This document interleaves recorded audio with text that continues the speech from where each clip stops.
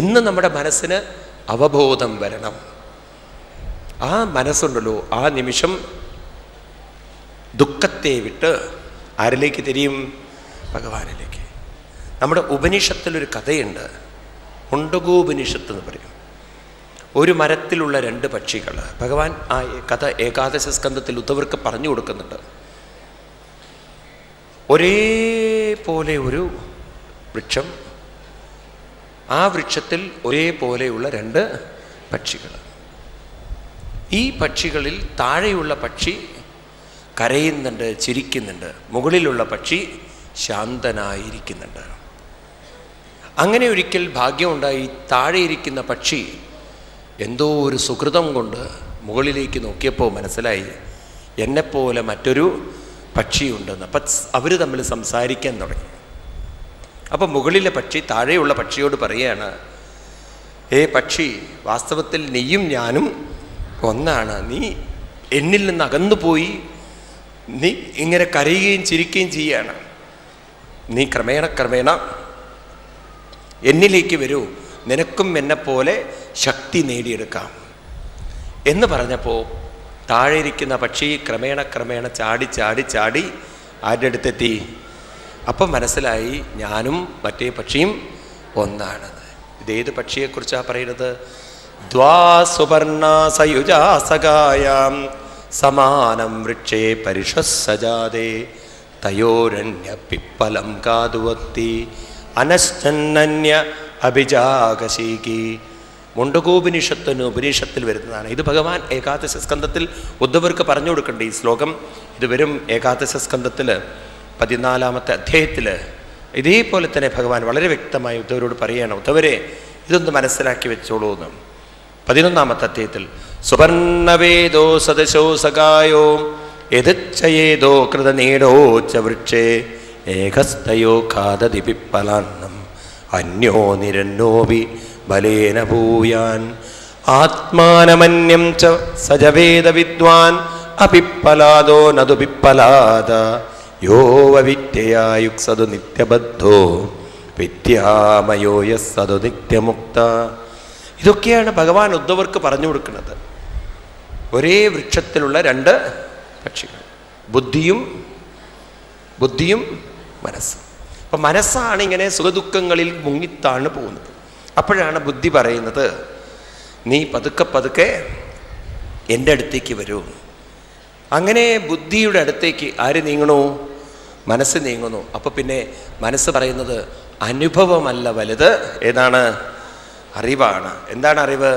എൻ്റെ കൂടെ എപ്പോഴും ഭഗവാനുണ്ട്, എന്തു വന്നാലും അത് ഭഗവത് പ്രസാദം എന്നൊക്കെ പറയാനുള്ളൊരു അറിവ്. ഇങ്ങനെ നമ്മുടെ ജീവിതത്തിൽ നമുക്ക് ഉയർത്തിക്കൊണ്ടുവരണം. ആ ഉയർത്തിക്കൊണ്ടുവരുമ്പോഴാണ് നമ്മൾ ഭാഗവതോത്തമന്മാരായി മാറുന്നത് എന്ന് പറയാണ്. ഇപ്പം ഞാൻ ഇന്നലെ പറഞ്ഞു നിർത്തിയത് 3 തരം ഭക്തന്മാരെ കുറിച്ചാണ്. ഉത്തമ ഭക്തൻ, മധ്യമ ഭക്തൻ, പ്രാകൃത ഭക്തൻ. പറഞ്ഞുവല്ലോ, ആത്മനി ഭഗവത് ഭാവം പശ്യത. എപ്പോഴും തൻ്റെ കൂടെ ഭഗവാനാണ് ഉള്ളത്. ഭഗവാനേ ഉള്ളൂ, ഭഗവാനാണുള്ളത് എന്നല്ല, ഭഗവാനേ ഉള്ളൂ. ഈ ബോധം വന്നവരാണ്, ബോധ്യം ഉറച്ചവരാണ് ആര്? ഉത്തമ ഭക്തൻ. രണ്ടാമത്, ഈ ബോധത്തിലേക്ക് ഉയരാൻ, വളരാൻ, വികസിക്കാൻ ആരാണോ നിരന്തരം അഭ്യസിക്കുന്നത് അവരാണ് മധ്യമ ഭക്തൻ. എന്നാൽ കേവലം ഒരു വിഗ്രഹത്തിൽ മാത്രം ദൈവത്തെ കണ്ട് തന്നിലും ദൈവമില്ല, ആരിലും ദൈവമില്ല, ദൈവത്തെ അന്യനായി കണ്ട് ദുഃഖങ്ങളിലും വിഷമങ്ങളിലും ഈ അനുഭവങ്ങളിലും മുങ്ങിത്താഴ്ന്ന് ജീവിക്കുന്നവരെയാണ് പ്രാകൃത ഭക്തന്മാരെന്ന് പറയുന്നത്. ബഹുഭൂരിപക്ഷം ആളുകളും പ്രാകൃതരാണല്ലോ. ഈ വിഷമങ്ങളും ദുഃഖങ്ങളും ആണല്ലോ. അമ്പലത്തിൽ ചെന്നാലും പറയും ദൈവമേ അത്, ദൈവമേ ഇത് എന്ന് പറഞ്ഞിട്ട് കരച്ചിലും പിഴിച്ചിലും. അല്ല, അവരുടെ ജീവിതത്തിൽ അതുണ്ട്. അനുഭവം ഇല്ല എന്നല്ല പറയുന്നത്, പക്ഷെ അവർ അനുഭവത്തിൻ്റെ തലത്തിൽ മാത്രം ജീവിക്കുകയാണ്. ശ്രദ്ധിക്കണേ, ഇത് പറഞ്ഞാൽ മനസ്സിലാവില്ലേ പലർക്കും. നമുക്ക് അനുഭവത്തിൻ്റെ തലത്തിൽ മാത്രം ജീവിക്കാൻ സാധിക്കും. എന്നാൽ അനുഭവത്തിലും ജീവിക്കാൻ പറ്റും, അറിവിലും ജീവിക്കാൻ പറ്റും. നമുക്ക് അറിയാനുള്ളൊരു ബുദ്ധി തന്നിട്ടുണ്ട് ഈശ്വരൻ. ഉണ്ടോ ഇല്ലയോ? അപ്പം മനസ്സിനെ മാത്രം ഉപയോഗിച്ചാൽ ജീവിതമാവില്ല. മനസ്സുപയോഗിച്ചോളൂ, കൂട്ടത്തിൽ അറിയാനുള്ള ബുദ്ധിയും ഉപയോഗിക്കും. ഇത് നിങ്ങൾ അറിഞ്ഞുകൊണ്ടിരിക്കുന്നുണ്ട്. നോക്കൂ, ഞാൻ കഴിഞ്ഞ ദിവസം നിങ്ങളോട് പറഞ്ഞു, കുട്ടി കരയുന്ന സമയത്ത് നിങ്ങൾ ബുദ്ധി ഉപയോഗിച്ച് നിങ്ങൾക്കറിയാം ആ കുട്ടിയുടെ കരച്ചിൽ മാറ്റണമെങ്കിൽ കുട്ടിയുടെ ശ്രദ്ധ വേറൊന്നിലേക്ക് മാറ്റണമെന്ന്. നിങ്ങൾ പുസ്തകമൊന്നും പഠിച്ചിട്ടല്ല ചെയ്യുന്നത്, നിങ്ങളുടെ ബുദ്ധിക്ക് അത് അറിയാം. കുട്ടി ഒരു ചോക്ലേറ്റ് കിട്ടാത്തതിൻ്റെ വിഷമത്തിലിരുന്ന് ഇങ്ങനെ കരയുമ്പോൾ ആ അനുഭവത്തിൽ നിന്നും കുട്ടിയെ ഉയർത്തിക്കൊണ്ടുവരാനുള്ള വഴി കുട്ടിയുടെ ശ്രദ്ധ മറ്റൊന്നിലേക്ക് മാറ്റിയെടുക്കലാണ്. ആണോ അല്ലയോ? അപ്പോൾ കുട്ടി അനുഭവത്തിലിരിക്കുമ്പോൾ നിങ്ങൾ അറിവിലിരിക്കണോ? മനസ്സിലാവുണ്ടോ? ഇതേപോലെ ഇന്ന് നമ്മൾ പല അനുഭവത്തിലിരിക്കുമ്പോൾ ഭഗവാൻ നമ്മളോട് ആ അറിവിൻ്റെ തലത്തിലേക്ക് ഉയരാൻ പറയുന്നു. അർജുനോട് പറയുന്ന പോലെ ക്ഷുദ്രം ഹൃദയ ദൗർബല്യം തെക്ത ഉത്തിഷ്ഠ, ഒന്ന് ത്യജിക്കണം, എന്നിട്ട് ഉയരണം. ഈ രീതിയിൽ നമ്മുടെ ബുദ്ധിയെ നമ്മൾ പരിശീലിപ്പിച്ചെടുത്താൽ അനുഭവങ്ങളുണ്ടാവും. അനുഭവങ്ങളിൽ നിന്ന് ആർക്കും മാറി നിൽക്കാൻ പറ്റില്ല. അനുഭവങ്ങൾ വരും, പക്ഷേ അനുഭവങ്ങൾക്ക് നമ്മളെ സ്വാധീനിക്കാനുള്ള കഴിവുണ്ടാകും. നിങ്ങളുടെ മനസ്സ് നിഷ്കമ്പനമായി തീരും. അതാണ് ഭട്ടതിരിപ്പാട്, നിഷ്കമ്പേ നിത്യപൂർണേ നിരവധി പരമാനന്ദ പീയൂഷരൂപേ നിർലീനാനേകമുക്താവലി സുഭഗതമേ നിർമ്മല ബ്രഹ്മസിന്ധു. പറഞ്ഞതാണ്, ആവർത്തിക്കുക. എന്തു വന്നാലും അതിനെ ഉൾക്കൊള്ളാനുള്ളൊരു ശക്തി നമുക്ക് നേടിയെടുക്കാൻ പറ്റും. മനസ്സിലാവുണ്ടോ? അപ്പോൾ അനുഭവങ്ങളും ശരിയാണ്, അറിവും ശരിയാണ്. പക്ഷെ കേവലം അനുഭവത്തിൽ മാത്രം ജീവിക്കുമ്പോൾ ആ ജീവിതത്തെയാണ് മായാ ജീവിതം എന്ന് പറയുക. അവരെന്ത് ചെയ്തിരിക്കണോ? അവരേറെക്കുറെ വികലാംഗന്മാരാണ്. എന്താ അവരുടെ വികലാംഗത? കഴിവുള്ളൊരു ബുദ്ധിയെ ഉപയോഗിക്കാതെ, ബുദ്ധി ഉണ്ടായിട്ടും അതിനെ ഉപയോഗപ്പെടുത്താതെ ഏതിനെ മാത്രം ഉപയോഗിക്കണോ? മനസ്സിനെ മാത്രം. അതാണ് ഇന്നത്തെ വിദ്യാഭ്യാസം നമുക്ക് നേടിത്തന്ന വലിയൊരു പരാജയം. ആ ആത്മീയമായൊരു ബുദ്ധി വികസിപ്പിക്കാത്തത് കൊണ്ട്, കാണുന്നതൊക്കെ തന്നെയാണ് സത്യമെന്ന് കുട്ടിക്കാലത്തെ കുത്തി നിറയ്ക്കുന്നത് കൊണ്ട്, ജീവിതം എന്ന് പറയുന്നത് അനുഭവമാണെന്ന ഒരു തെറ്റായ ഒരു പാഠം നമ്മുടെ ഉള്ളിൽ ഉറപ്പിക്കുമ്പോൾ അനുഭവങ്ങളിലൂടെ കടന്നു പോകുന്ന മനസ്സ് മുങ്ങിത്താഴുമ്പോഴാണ് തിരിച്ചറിയുന്നത് കാലം കൊണ്ട് ഇതല്ല ജീവിതം. പക്ഷേ അപ്പോഴേക്കും ആയുസ്സിൻ്റെ നല്ലൊരു ഭാഗം പോയി കഴിഞ്ഞു. സത്യമതല്ലേ? ആണോ അല്ലേ? അതാണ് ഭാഗവതമൊക്കെ കൗമാര ആചരേ പ്രാജ്ഞ. എപ്പോൾ കേൾക്കണം? കുട്ടിക്കാലത്തെ ഇതൊക്കെ മനസ്സിലാക്കി വെച്ചു കഴിഞ്ഞാൽ എന്തൊരു രസമാണ്. നോക്കൂ, പ്രഹ്ലാദനെപ്പോലുള്ളൊരു കുട്ടിയെ ഏതൊക്കെ തരത്തിൽ മാനസികമായി തളർത്താൻ ശ്രമിച്ചിട്ടും അനുഭവങ്ങളിലേക്ക് മുങ്ങിത്താഴാതെ തൻ്റെ ബുദ്ധി കൊണ്ട് പറയുകയാണ്, എൻ്റെ കൂടെ അനുഭവങ്ങളല്ല ഉള്ളത്, എൻ്റെ കൂടെ എപ്പോഴും ഉള്ളത് ഭഗവാൻ ആത്മപ്രിയ ഈശ്വര. ഞാൻ പറഞ്ഞു നിങ്ങളോട് ആ വാക്ക് അല്ലേ? എൻ്റെ കൂടെ എൻ്റെ ആത്മാവായ പ്രിയനായ ഈശ്വരൻ തന്നെയാണ്. വിഷ്ണു പാദോപസർപ്പണം യദേശ സർവഭൂതാനം ആത്മാ പ്രിയ ആത്മാ ഈശ്വര. അങ്ങനെയല്ലേ ഞാൻ പറഞ്ഞത്? ഓർക്കുന്നുണ്ടോ നിങ്ങൾ? ഏഴാമത്തെ സ്കന്ധത്തിൽ ഏഴാമത്തെ അധ്യായത്തിൽ രണ്ടാമത്തെ ഒരു ശ്ലോകം ഞാൻ പറയണ്ടായി. യദേശ സർവഭൂതാനം ആത്മാ പ്രിയ സുഹൃത് ഈശ്വര. ആരാണ്? ആത്മാ പ്രിയ സുഹൃത് ഈശ്വര. പ്രഹ്ലാദൻ്റെ വാക്കുകളാണത്. അതുകൊണ്ട് പ്രഹ്ലാദനെ മാനസികമായി തളർത്താൻ ഒരു അനുഭവത്തിനും സാധിച്ചില്ല. ഇതാണ് ആത്മീയത എന്ന് പറയുന്നത്. ഇപ്രകാരം നമ്മുടെ മനസ്സിനെ വളർത്തിയെടുക്കാൻ പറ്റാത്തതിൻ്റെ കാരണം, ഭൂരിപക്ഷം ആളുകളും മനസ്സിൻ്റെ തലത്തിൽ ജീവിക്കാൻ കാരണം അവർക്ക് ആരും ഇതൊന്നും പറഞ്ഞു കൊടുക്കുന്നില്ല. അവർ കണ്ടതൊക്കെ സത്യമെന്ന് കരുതി ജീവിക്കുകയാണ്. ഈ ജീവിതത്തിൻ്റെ പേരാണ് മായ. മായ എന്ന് പറഞ്ഞാൽ അർത്ഥം ആകർഷണം എന്നൊരർത്ഥം. സുഖം തരുന്നതിനോട് ഒരു ആകർഷണം. അപ്പോൾ ഭർത്താവ് ഭാര്യ സുഖമാണ്, സ്നേഹമാണ്. അപ്പം അതിനോട് പരസ്പരം ഒരു ആകർഷണം. ഈ ആകർഷണം വരുമ്പോൾ മനസ്സിനൊരു തെറ്റിദ്ധാരണ തോന്നുകയാണ്, ഇതാണ് എൻ്റെ ശക്തി എന്നുള്ളത്. ഇപ്പം രാവിലെ എണീക്കുമ്പോൾ നമ്മുടെ ശരീരത്തോട് നമുക്കൊരാകർഷണം, ഈ ആകർഷണം ശരീരത്തോട് വരുമ്പോൾ നമുക്ക് തോന്നുന്നു എൻ്റെ സുഖം മുഴുവൻ ശരീരത്തിലാണ്, എൻ്റെ ശക്തിയും ശരീരത്തിലാണ്. ഇതുപോലെ പണത്തോടൊരാകർഷണം, വീടിനോടൊരാകർഷണം, ഓരോ വസ്തുക്കളോടൊരാകർഷണം, ഇത് നമുക്ക് സുഖം തരണോ, സ്നേഹം തരണോ, ശക്തി തരണോ എന്നൊരു തോന്നൽ ആർക്ക്? മനസ്സിന് തോന്നുന്നത്. അപ്പം ആകർഷണമുള്ളതിലാണ് സുഖവും സ്നേഹവും ശക്തിയും എന്ന ധാരണയുടെ പേരാണ് മായ. ഇതാണ് നമ്മളെയൊക്കെ ആകർഷിച്ചിരിക്കുന്നത്. ഈ പ്രപഞ്ചം മുഴുവൻ ഇരിക്കുന്നത് ആകർഷണത്തിലാണ്. ഞാൻ കഴിഞ്ഞ ദിവസം നിങ്ങളോട് പറഞ്ഞു, ഈശ്വരൻ്റെ മഹിമ മനസ്സിലാക്കണമെങ്കിൽ നമ്മളിലേക്ക് തന്നെ നോക്കിയാൽ മതി. പണ്ട് ഐസക് ന്യൂട്ടനാണ് ഗ്രാവിറ്റേഷൻ ഫോഴ്സിനെ കുറിച്ച് വലിയ ഗവേഷണങ്ങളൊക്കെ കണ്ടെത്തി അതിൻ്റെ ശക്തിയെക്കുറിച്ച് മനസ്സിലാക്കിയത്. നിങ്ങൾ കേട്ടിട്ടുണ്ടാവുമല്ലോ കഥ. ആപ്പിൾ മരത്തിൻ്റെ ചുവട്ടിലിരുന്ന അദ്ദേഹത്തിൻ്റെ തലയിൽ ആപ്പിൾ വീണൊക്കെ കഥയൊക്കെ കേട്ടിട്ടുണ്ട്. അപ്പോഴാണ് അദ്ദേഹം ഈ ആപ്പിൾ വീഴാൻ എന്താ കാരണം എന്നൊക്കെ ചിന്തിച്ച് കണ്ടെത്തിയത്. അപ്പോൾ അദ്ദേഹം ഭൂമിയുടെ ആകർഷണ ശക്തി, ഗ്രാവിറ്റി മനസ്സിലാക്കി. അദ്ദേഹം അത്രയേ മനസ്സിലാക്കിയുള്ളൂ പറയാണ്. നമ്മുടെ ഋഷീശ്വരന്മാരെ മനസ്സിലാക്കി അതിലും ആകർഷണ ശക്തി മറ്റൊന്നുണ്ട്. ഏതാണ്? നമ്മുടെ ഉള്ളിൽ നിറഞ്ഞിരിക്കുന്ന ഈശ്വരൻ്റെ ഒരു ആകർഷണ ശക്തി. നോക്കൂ നിങ്ങൾ, ബുദ്ധിയുള്ളൊരു ആകർഷണ ശക്തി, വിവേകമുള്ളൊരു ആകർഷണ ശക്തി, ഒരു ഇൻ്റലിജൻസ് ആയിട്ടുള്ള ശക്തി. ഇത് മനസ്സിലാക്കാൻ നമുക്ക് പ്രയാസമില്ല. നോക്കൂ, നിങ്ങളൊക്കെ പഠിച്ചവരല്ലേ, ഇത്തിരിയല്ല നല്ലോണം. അന്തരീക്ഷത്തിൽ ഇപ്പോൾ ഈ സമയത്ത് കേവലം ഓക്സിജൻ മാത്രമല്ല എന്നുള്ളത് നമുക്ക് മനസ്സിലാക്കാൻ പ്രയാസമില്ല. കാരണം നമ്മുടെ മൂക്കിൽ നിന്ന് പുറത്തേക്ക് പോകുന്നത് കാർബൺ ഡൈ ഓക്സൈഡാണ്. നമ്മൾ പഠിച്ചിരിക്കുന്ന കാര്യം. കാറിൽ നിന്ന് പുക പോകുന്നത് നമ്മൾ കാണുന്നുണ്ട്, ബസ്സിൽ നിന്ന് പോകുന്നുണ്ട് അല്ലേ? Carbon dioxide, carbon monoxide, എന്തെല്ലാം ഈ അന്തരീക്ഷത്തിൽ. ഇതിൽ നിന്നൊക്കെ ഓക്സിജനെ വേർതിരിച്ച് അത് നമ്മുടെ ശരീരത്തിലേക്ക് ആകർഷിക്കണം എന്നുണ്ടെങ്കിൽ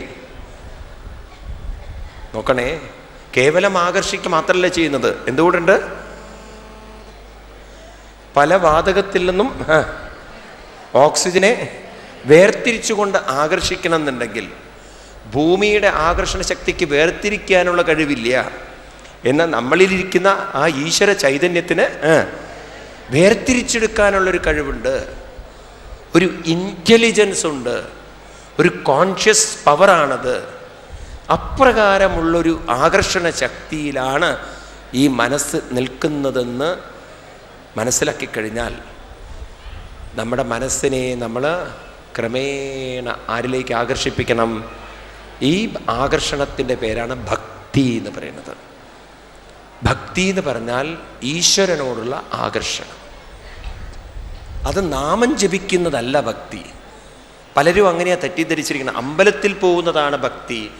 ചന്ദനക്കുറിയും തൊട്ട് അമ്പലത്തിൽ പോയാൽ വളരെ ഭക്തനാണ്. കയ്യിലിരിപ്പ് വേറെയാണെങ്കിൽ അയാൾ ഭക്തനല്ല. അയാൾ ഭക്തി എന്ന് പറയുന്നത് ശരീരത്തിൻ്റെ അല്ല. നിങ്ങൾ ചന്ദനക്കുറി തൊട്ടുവോ നിങ്ങൾ അമ്പലത്തിൽ പോയോ എന്നുള്ളതല്ല മുഖ്യം, നാമം ചൊല്ലിയോ എന്നുള്ളതല്ല മുഖ്യം. ദിവസവും ഞാൻ ഒഴിഞ്ഞിടാറുണ്ട് സ്വാമിയെന്ന്, ദിവസവും ഞാൻ പാൽപ്പായസം കഴിച്ചിട്ടേ പോവാറുള്ളൂ. എന്ത് കഴിച്ചിട്ടും അതല്ല ഭക്തി. ഭക്തി എന്ന് പറഞ്ഞാൽ ആകർഷണമാണ്. ആരോടുള്ള ആകർഷണം? ഈശ്വരനോടുള്ള മനസ്സിൻ്റെ ആകർഷണം. എന്തിനാ മനസ്സ് ഭഗവാനിലേക്ക് ആകർഷിക്കേണ്ടത്? കാരണം മനസ്സ് നിലനിർത്തുന്നത് മറ്റുള്ളവരൊന്നുമല്ല. ആരാണ്? അപ്പം പിന്നെ ഈ മനസ്സിൻ്റെ ഉടമസ്ഥൻ ആരാണ്? ഭഗവാനാണെങ്കിൽ ഇതിനെ തിരിച്ച് ആകർഷിപ്പിക്കേണ്ടത് ഭഗവാനിലേക്കാണ്. അതാണ് ഭഗവാൻ ഗീതയിലൊക്കെ ആവർത്തിച്ച് പറയുന്നത്. എനിക്ക് വേണ്ടത് മയ്യർപ്പിത മനോ, എനിക്ക് വേണ്ടത് നിങ്ങളുടെ മനസ്സാണ്. മനസ്സിലാക്കുന്നുണ്ടോ നിങ്ങൾ? ഞാൻ ദിവസവും നാമം ചെല്ലുന്നുണ്ട്. ചിലരൊക്കെ പറയല്ലോ, എന്നിട്ട് എന്തോ ഭഗവാൻ എന്നെ ഇങ്ങനെ പരീക്ഷിക്കുന്നതെന്ന്. ഭഗവാൻ പറയും, നിങ്ങൾ നാമം നാവ് കൊണ്ട് ചൊല്ലുന്നു, പക്ഷേ നിങ്ങൾ എനിക്ക് വിട്ടു തരുന്നില്ല. ഏതിനെ? പിന്നെ ഇങ്ങനെയാ ദുഃഖം പോവുക. മനസ്സിലായില്ലേ? വിട്ടു തരുന്നില്ല. നിങ്ങളെങ്ങനെ മുറുകെ പിടിച്ചിരിക്കുകയാണ്. പണ്ട് പാഞ്ചാലിയെ വസ്ത്രാക്ഷേപം ചെയ്യുന്ന സമയത്ത് പാഞ്ചാലി ഭഗവാനെ വിളിക്കുമ്പോൾ വസ്ത്രം മുറുകെ പിടിച്ചിട്ടാണ് അത്രയും വിളിക്കുന്നത്. ഭഗവാൻ പ്രകടമായില്ല എന്നാണ്. അപ്പോഴാണ് പാഞ്ചാലിക്ക് മനസ്സിലായത്, ഈ വസ്ത്രം പിടിച്ചിരിക്കുന്നിടത്തോളം കാലം എനിക്കെന്നെ രക്ഷിക്കാൻ പറ്റുന്നല്ലേ, പിന്നിങ്ങനെയാ ഭഗവാൻ എന്നെ അനുഗ്രഹിക്കുക. ഒരു നിമിഷം സാരിയുടെ മുകളിലുള്ള പിടുത്തം വിട്ടു, നേരെ കൈ മുകളിലേക്ക് വെച്ചു. ആ സമയത്ത് ഭഗവാൻ ഏത് രൂപത്തിൽ പ്രകടമായി? ഇന്ന് നമ്മുടെ അമ്പലത്തിലാണെങ്കിൽ നേരെ വിപരീത, മുകളിലുള്ള വെച്ച കൈയാണ് അനൗൺസ് ചെയ്യണത്. മുകളിൽ വെച്ച കൈ, ബാക്കി ഞാൻ പറയണ്ടല്ലോ. ഭക്തജനങ്ങളുടെ പ്രത്യേക ശ്രദ്ധയ്ക്ക് നിങ്ങളുടെ മുകളിൽ വെച്ച കൈ കഴുത്തിലും കാതിലും എവിടേക്കാച്ചാ വെച്ചോളൂ എന്ന്. കാരണം നിങ്ങളുടെ തൊട്ടപ്പുറകിൽ പരമഭക്തന്മാരിരിക്കേണ്ടത്. ഇപ്പം മുകളിൽ വെച്ച കൈ നോക്കണേ, നമ്മളും പാഞ്ചാലിയും തമ്മിലുള്ള വ്യത്യാസത. പാഞ്ചാലി സാരി പിടിച്ചപ്പോൾ പാഞ്ചാലിക്ക് മനസ്സിലായി ഭഗവാൻ വരണമെങ്കിൽ മുകളിലേക്ക് കൈവയ്ക്കണം. നമ്മൾ മുകളിൽ കൈവയ്ക്കുമ്പോൾ നമ്മളോട് പറയുന്നത് മുകളിലല്ല കൈവയ്ക്കേണ്ടത്, കഴുത്തിൽ വയ്ക്കൂ, നല്ലോണം പേഴ്സിൽ കൈവയ്ക്കൂ എന്ന്. അതുകൊണ്ട് ചില അമ്മമാരൊക്കെ ഉണ്ടല്ലോ, ഈ ചിലർ ഓഫീസിൽ പോകുമ്പോൾ തൊഴാൻ പോകുന്നൊരു ഗ്രൂപ്പുണ്ട്. ഞാൻ പലപ്പോഴും കണ്ടിട്ടുണ്ട്. അത് ഇവിടെയല്ല കേട്ടോ, മറ്റുള്ള സ്റ്റേറ്റിലൊക്കെയാണ് കൂടുതൽ കണ്ടത്.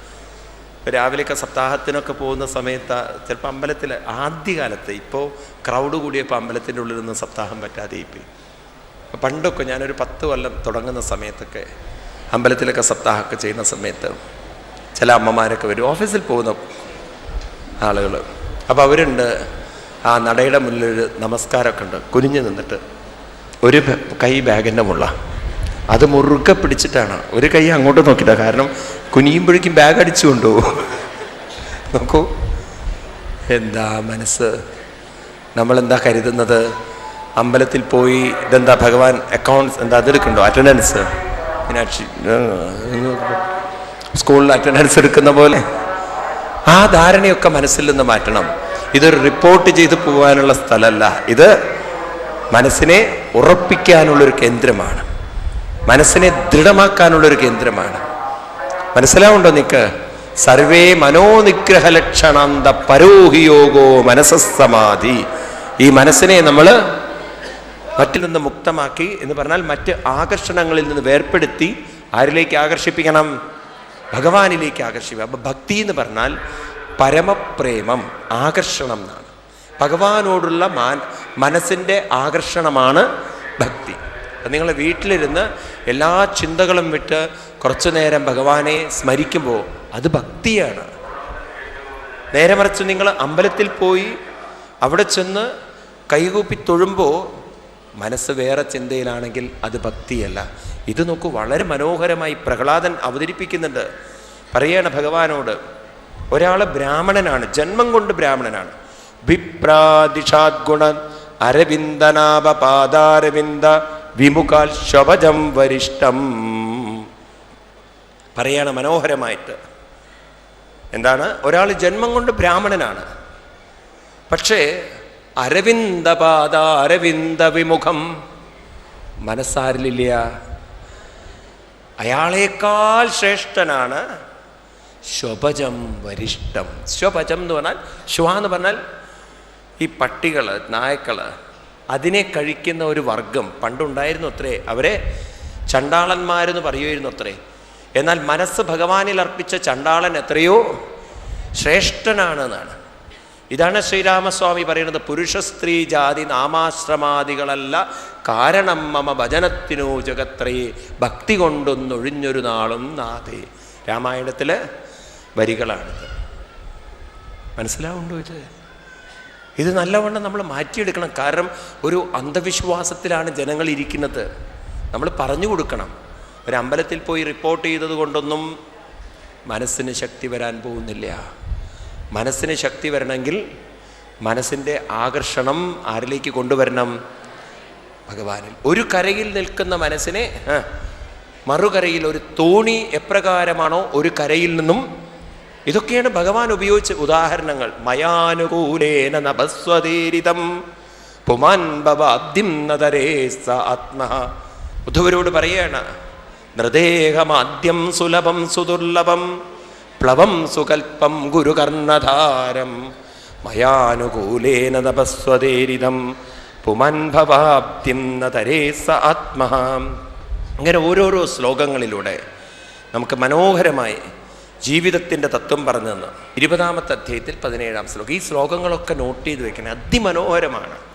ഭഗവാൻ നമുക്ക് ഓർമ്മിപ്പിക്കുകയാണ്, നിങ്ങളുടെ മനസ്സിനെ ഒരു തോണിയായി സങ്കല്പം ചെയ്യൂ.